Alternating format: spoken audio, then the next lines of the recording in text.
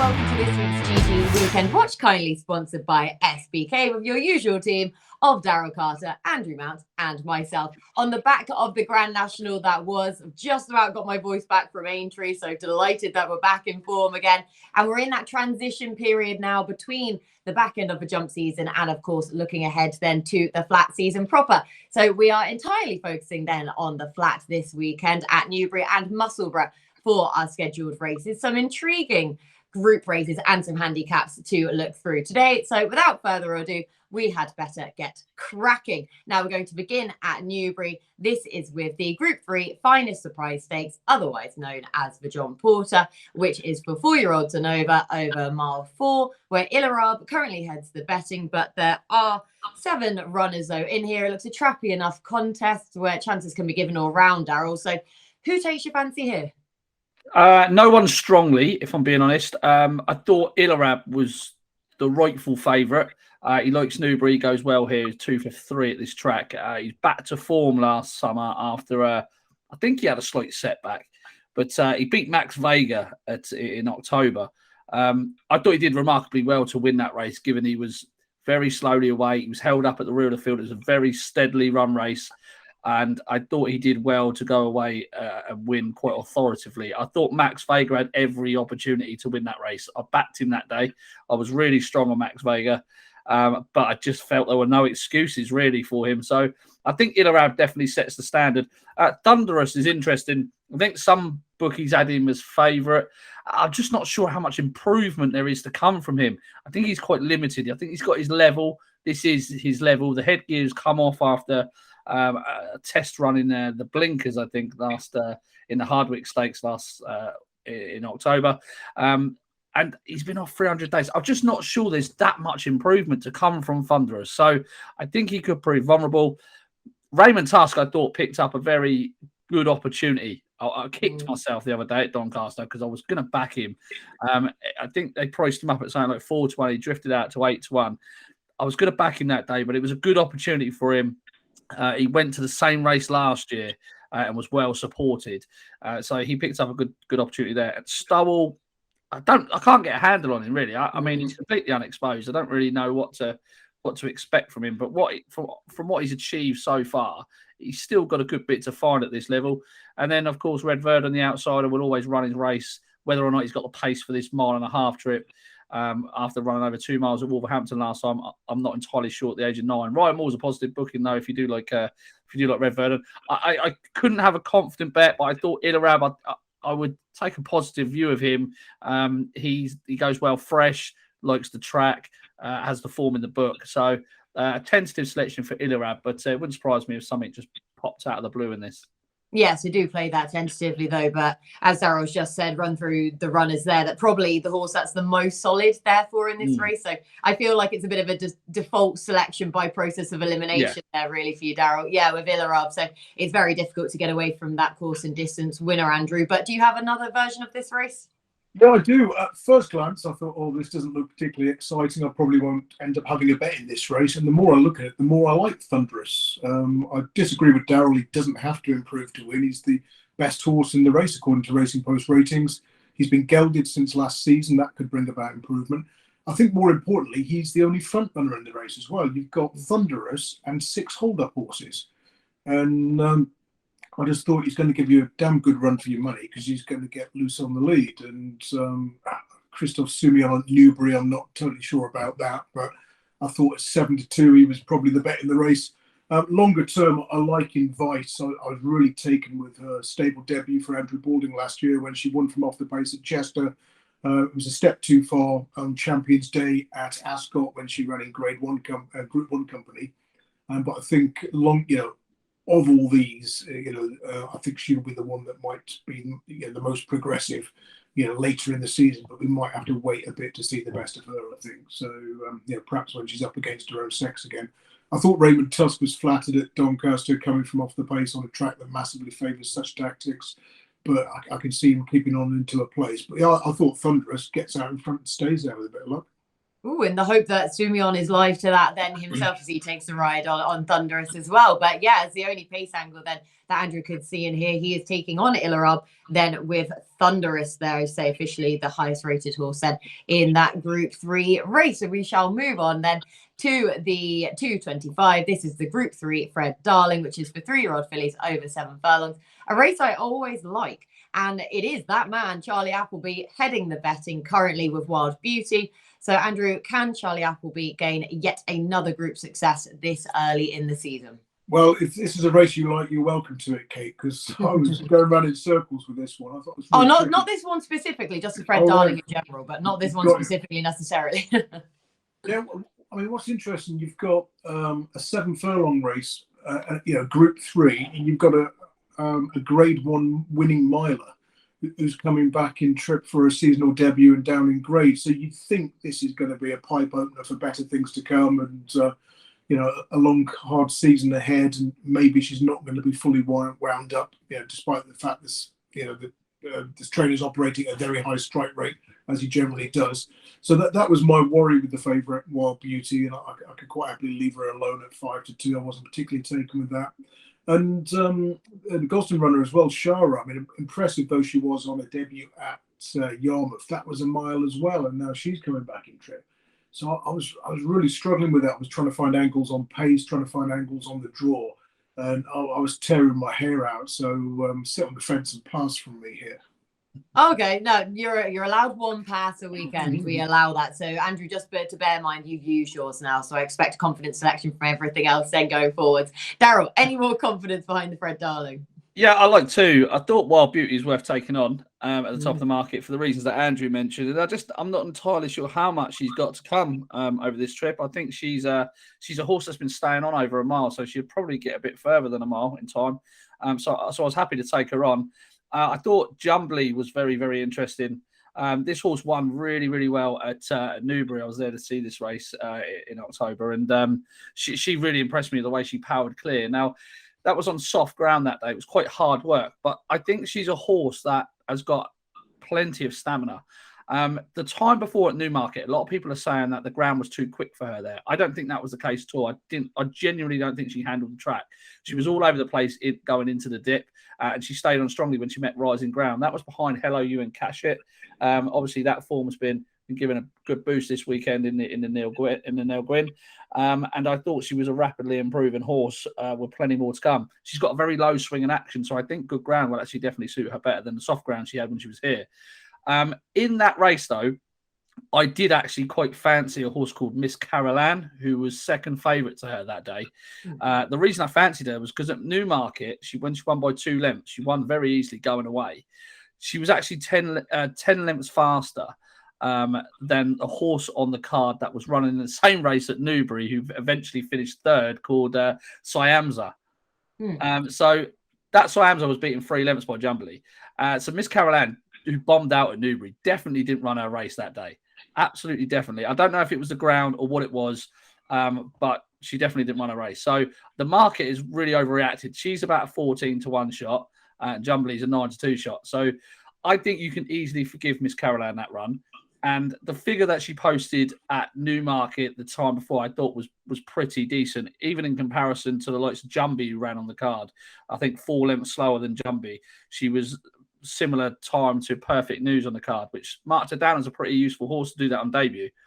She's a big, powerful filly. She's definitely going to improve from 2 to 3 over the winter, that's for sure. And it wouldn't surprise me at all if she was hitting the frame here and putting a much better performance back on a sounder surface. So those are the two I'd be interested in. I'm probably going to back the pair of them. I'll probably put the pair of them in the column if they're 14-1 and 9-2 on the day. Oh, I like that a lot. And like you say, the case that you make them for Miss Caroline, I mean, that was a very, very strong case as well. And good to see Roger Varian back with a winner then yesterday as well, wasn't it, at Newmarket? So hopefully that form is starting to come back there. But then, so a couple for Daryl making a strong case then for the pair of them. So like that then a lot in the 225, which was the Fred Darling. So we shall move on then to the 3 o'clock. Really interesting race, as you would expect. Really interesting running of the Group 3 Greenham Stakes, where with plenty of speedy previous and 2-year-olds from last season bidding to prove their stamina, including the current favourite in Perfect Power, who just had a great season as a 2-year-old then last year, proving himself as a very quick horse, but over 5 and 6 furlongs. So, Andrew, can he see out the 7 furlongs, or are you looking elsewhere? Yeah, I mean, Perfect Power is interesting when you kind of think he's going to sort of get beaten here, end up in the Commonwealth Cup and taking the sprint route. I know he's a horse you and Daryl were both tipping up successfully on several occasions last season. Thank you. And he's a cracking individual. I'm quite happy to watch him and let him go on back and win at 5-2. I want to take on Angel Blue, though, just on account of the ground. I mean, it's officially good at the moment, I think. And you just worry if it does dry out over the next couple of days and it's on the fast side. He has had 4 runs on good to firm ground, 3 defeats, the win coming when favourite for a 5-furlong Salisbury novice.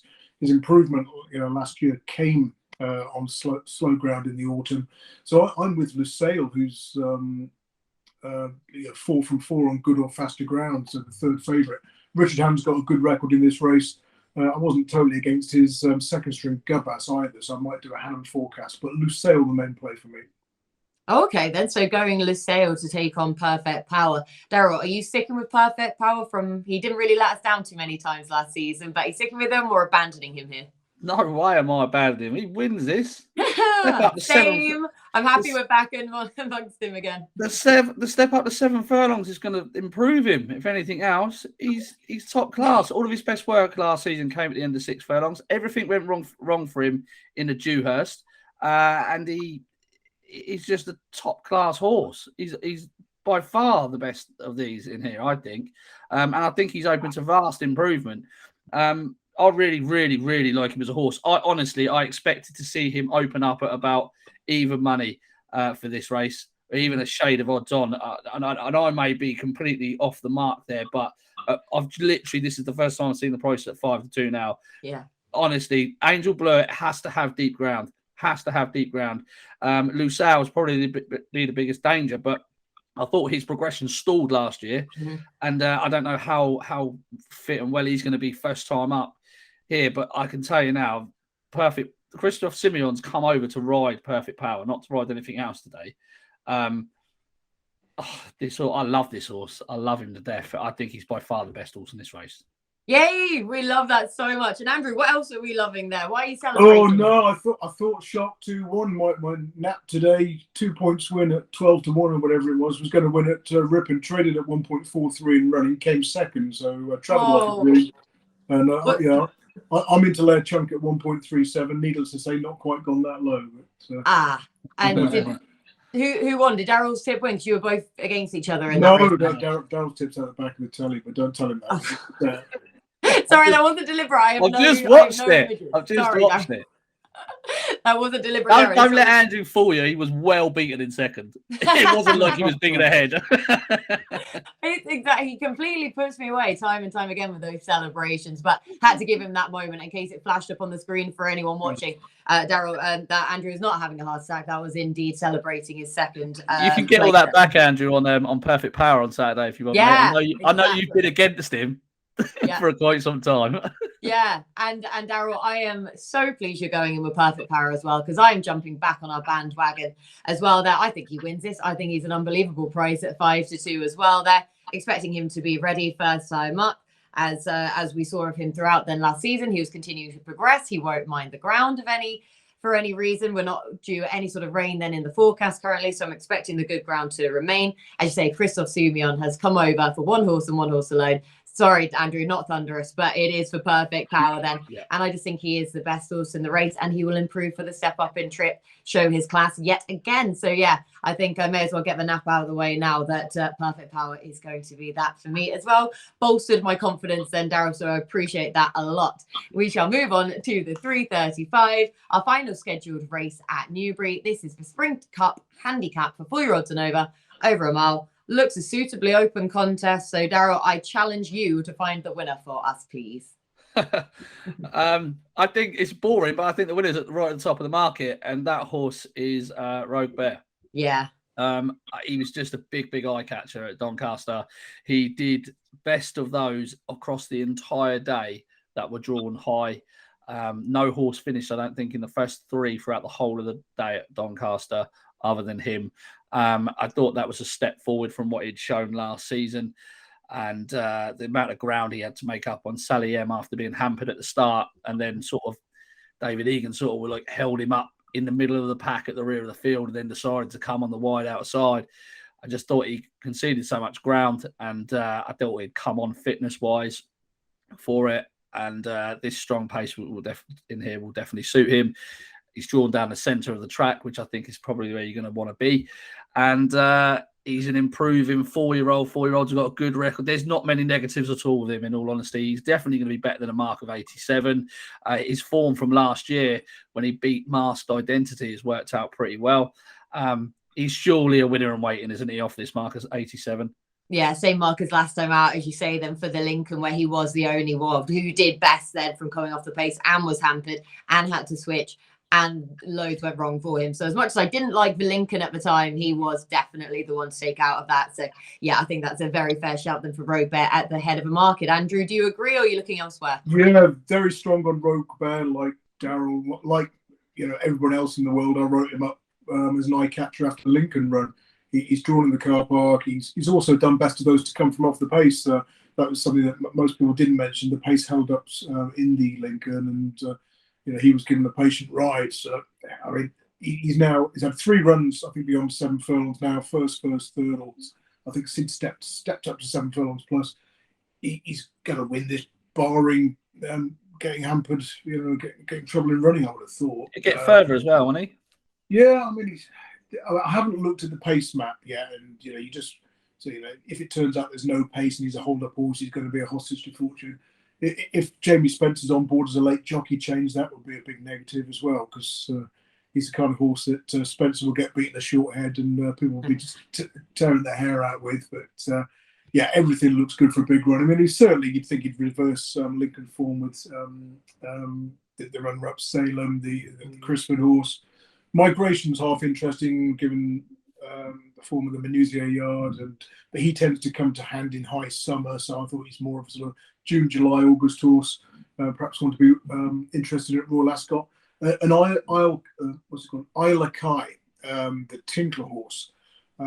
Outside of this one's seasonal debuts, I think it's sort of 4 wins and a half-length second from 5 starts, but this is first time out, and he's been vulnerable on a debut before.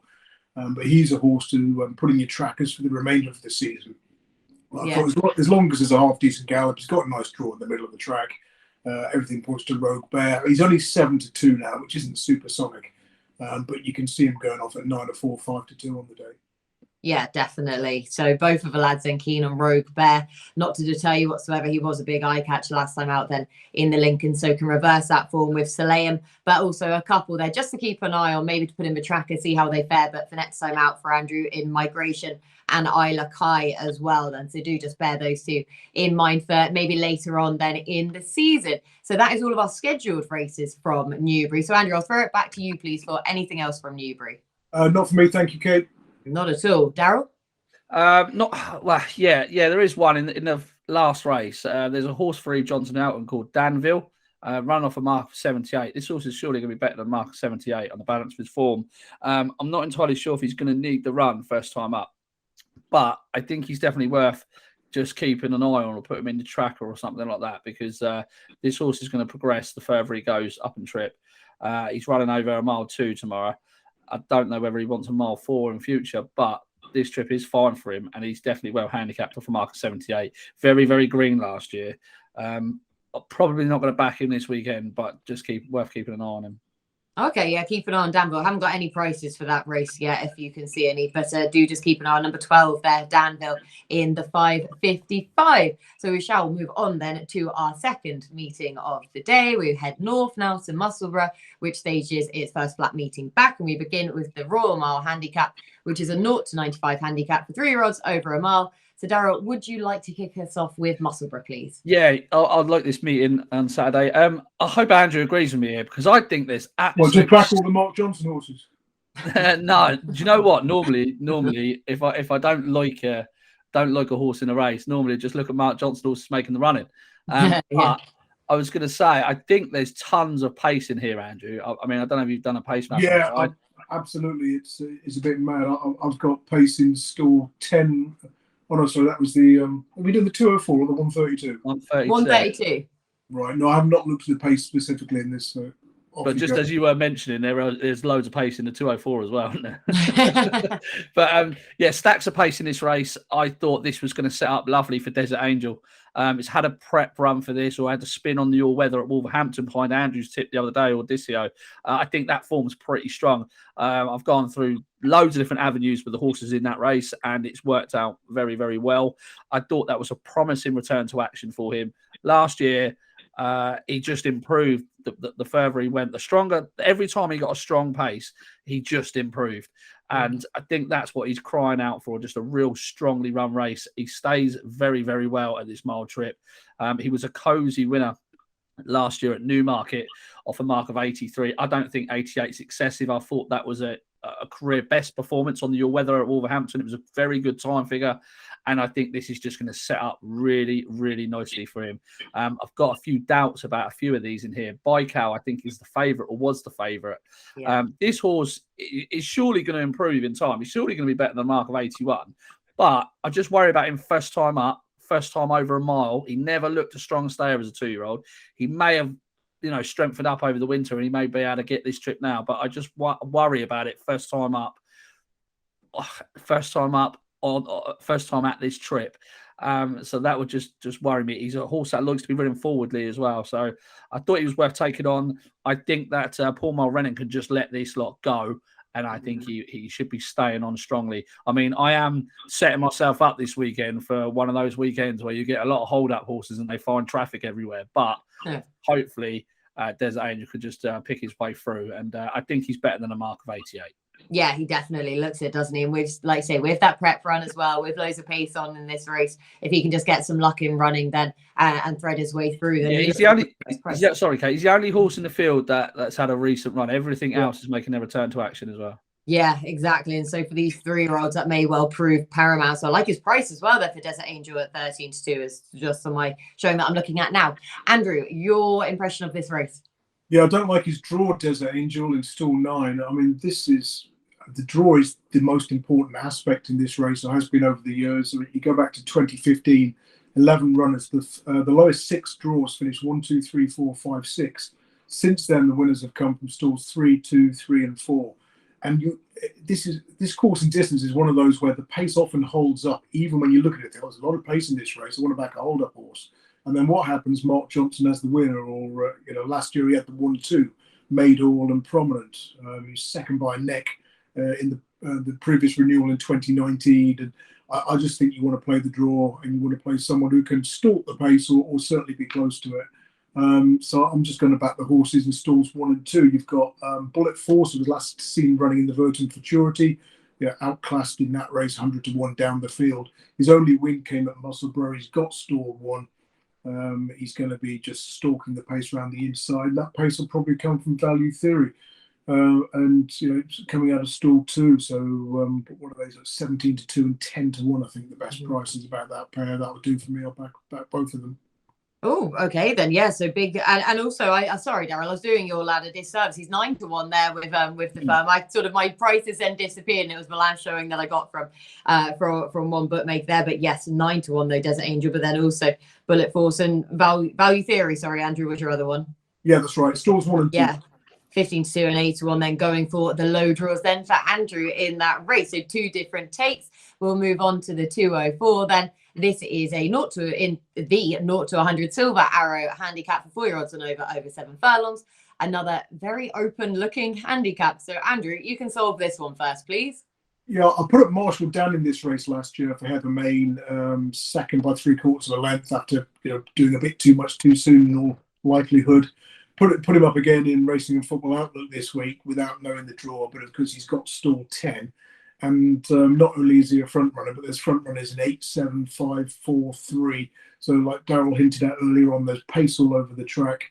I just want to be on a low drawn stalker again. So I was looking at Zip from stall 1. He's a horse I've often put up when there's likely to be a strong pace. He's perhaps not won the races he should.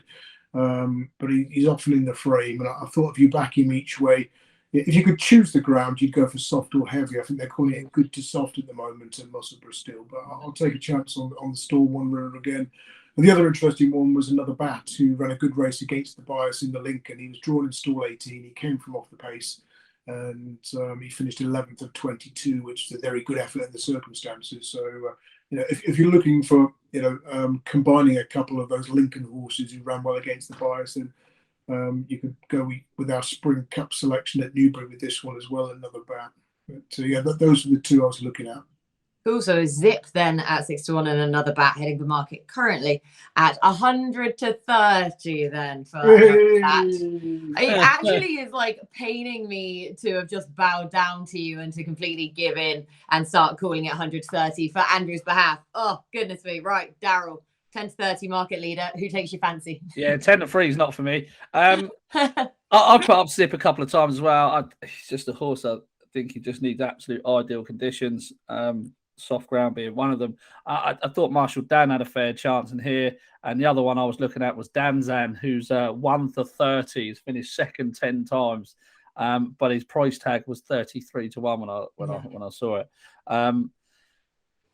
Kate, can I have a get out of jail free card in this? You may. Thank Andrew's used his, so you may. Yeah. But and you've got a get out of jail free card, but you've also given a tenth of a mention, will we say, for Danzan or not? Well, yeah, Danzan, he's got like a 50% strike rate of hitting the frame. He's one of those horses that's going to be like, he's going to be a 33 to 1 shot or something like that on the day because people know he can't bloody win. But he's gonna break well. He's gonna sit off a strong pace and he'll probably be there or thereabouts. So if you have to, yeah.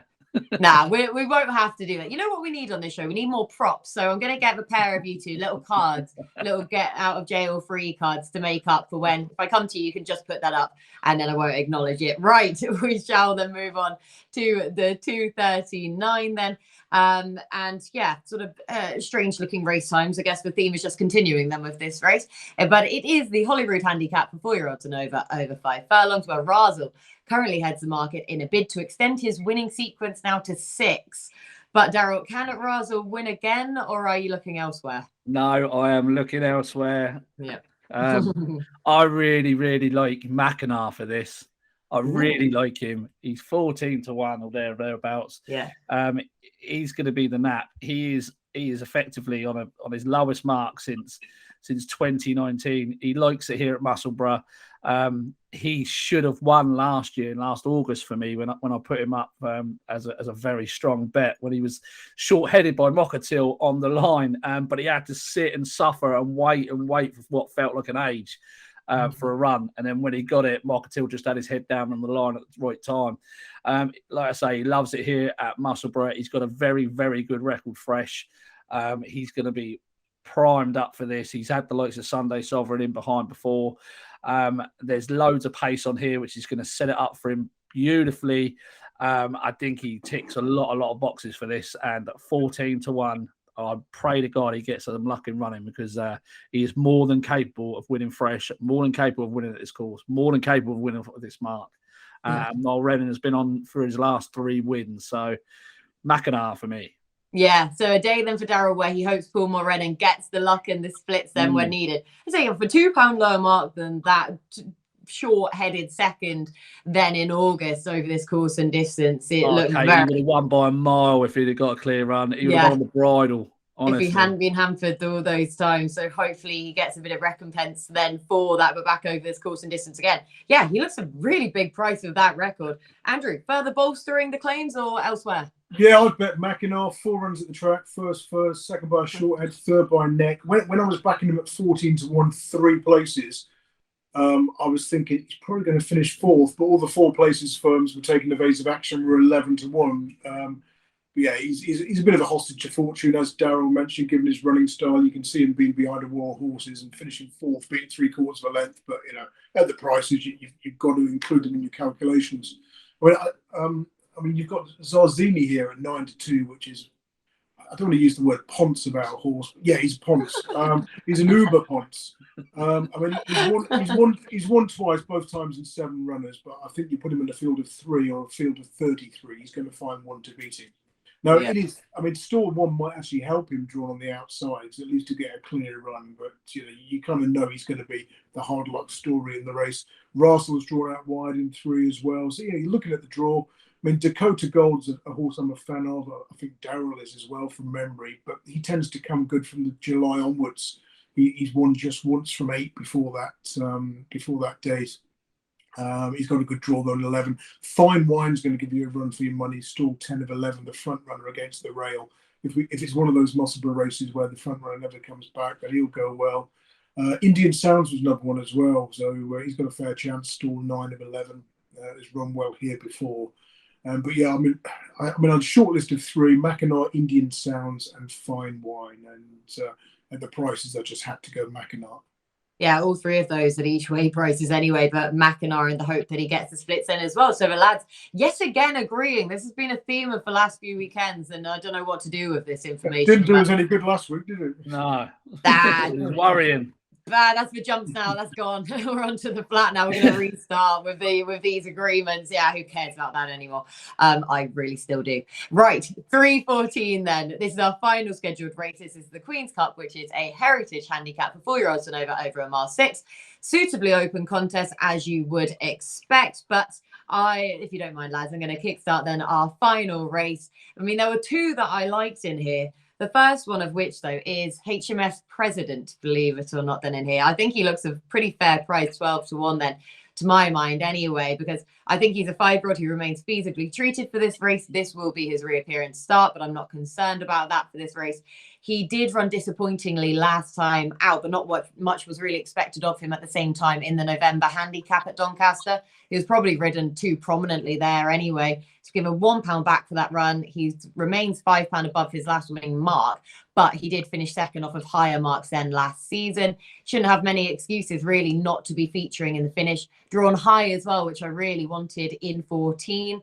And he tends to be ridden prominently enough as well, so I'm hoping that will happen again here. So he's the first one, but I do also like 0-10. For all he's a 9-year-old then in here, but for that man, Emmett Mullins ticks an awful lot of boxes. Benoit de la Sayette taking a £7 claim off his back, which sees him feasibly treated therefore. So he's sort of a second one in, but main selection for me is HMS President. So who will I throw this back to? Whose turn is it? Daryl, I'll go. Oh, Andrew, I'll go back to you then. Andrew, solve the Queen's Cup then for us.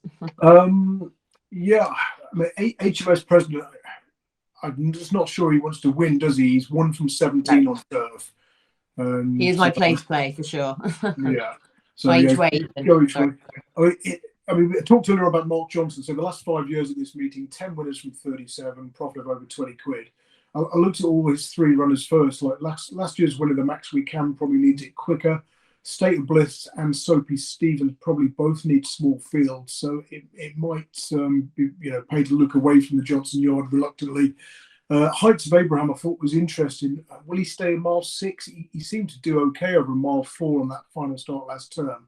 But you look at last season, he needed the run 1 second time out. The season before needed the run 1 second time out. So maybe stick Heights of Abraham in your tracker to see how he runs here with the view to backing him next time. The 3 I was looking at, 0-10, who's got a good record when fresh. Blow Your Horn, who will appreciate the light and strong gallop.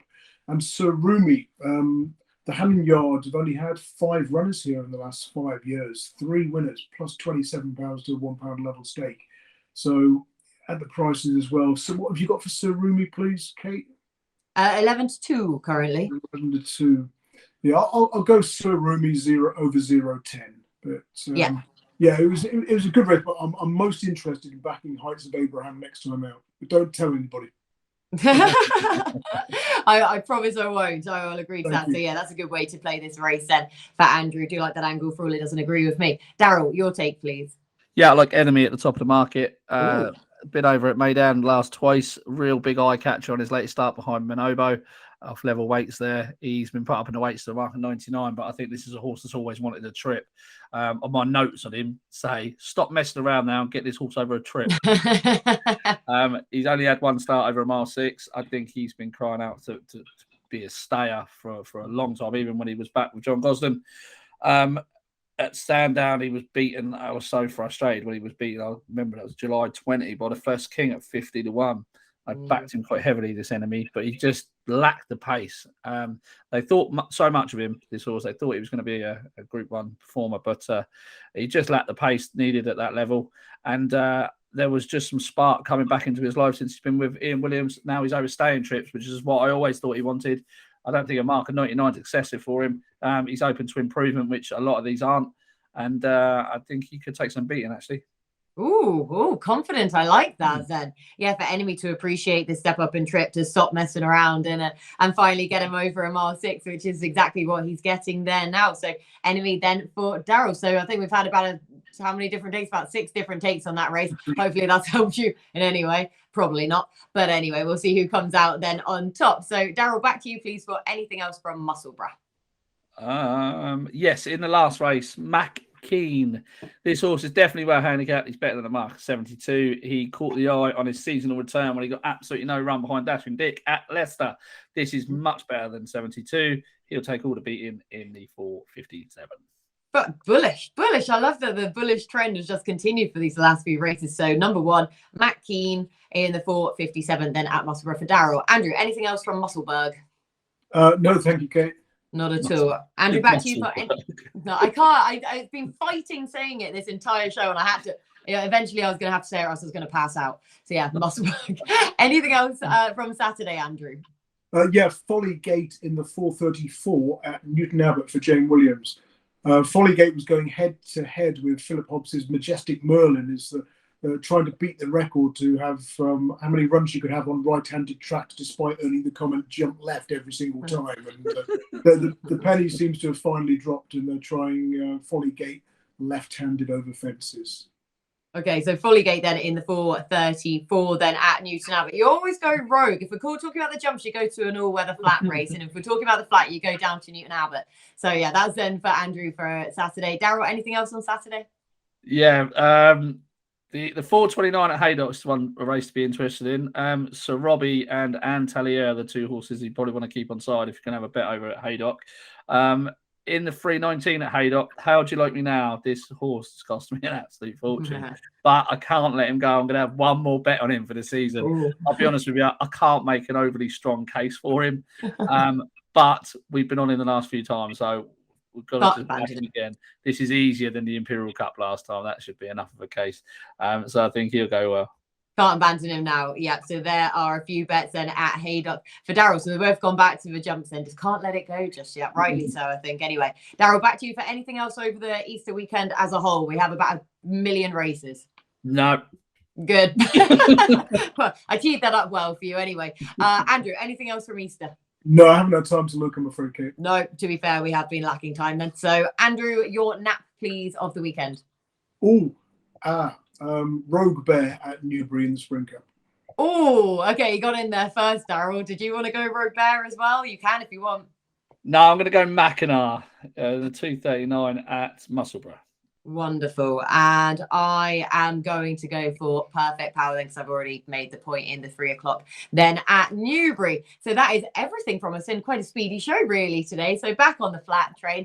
So thank you so much to the lads for all of their hard work as per usual. Thank you to SBK then for their sponsorship. Thank you to you for watching. Enjoy this weekend's action, and we will speak to you again next week.